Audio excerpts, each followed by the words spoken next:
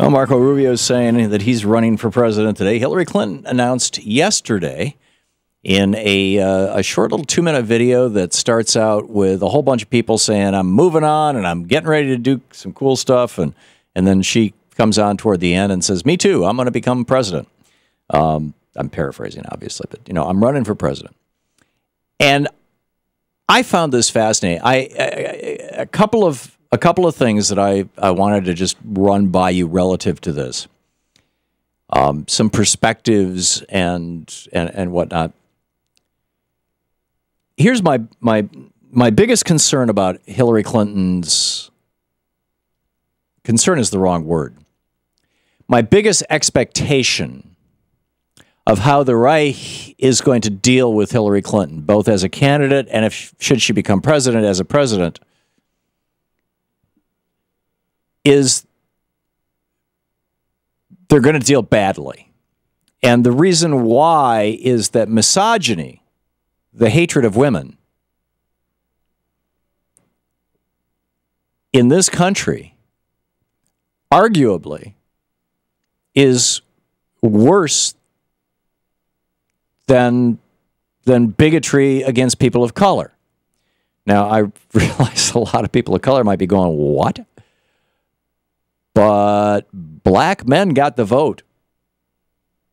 I mean, when Reconstruction got sabotaged in the 1870s, they also got the vote taken away, but for a while there. But black men got the vote before any women. That was in the 1870s. Women got the vote in 1920 when the 19th Amendment was passed.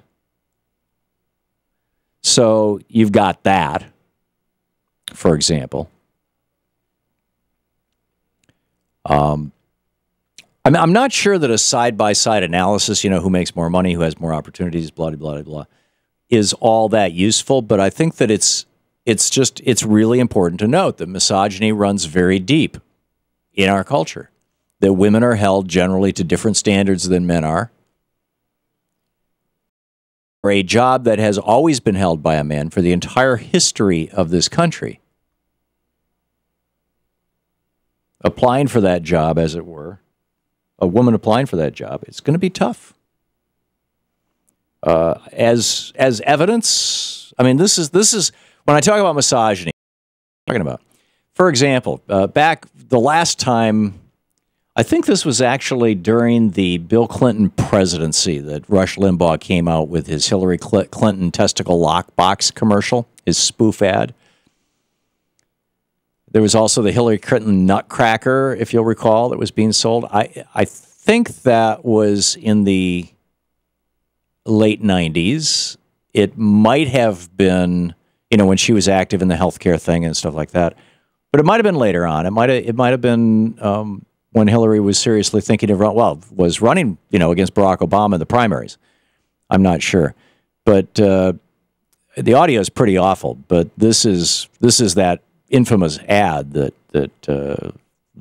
apparently Limbaugh's buddies or somebody put together, and he aired it first. Here it is.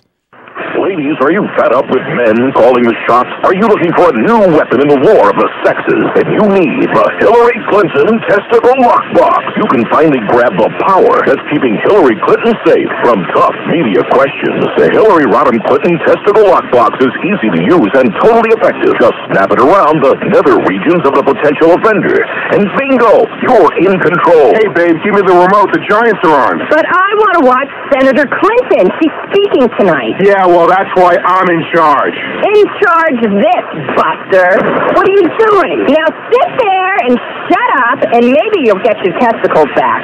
Oh, man, how am I going to tell the guys at the plant about this? If you order now, you can supersize your order in the double deluxe testicle lockbox. Big enough for 8 dwarves and a moderator. This Christmas, give a gift to the woman who wants everything. Make it a Hillary Clinton testicle lockbox. Available everywhere. Power is crazy. Right, right. So, I mean, it's of sick and twisted, quote, humor or satire that is really going to start coming out of the woodwork.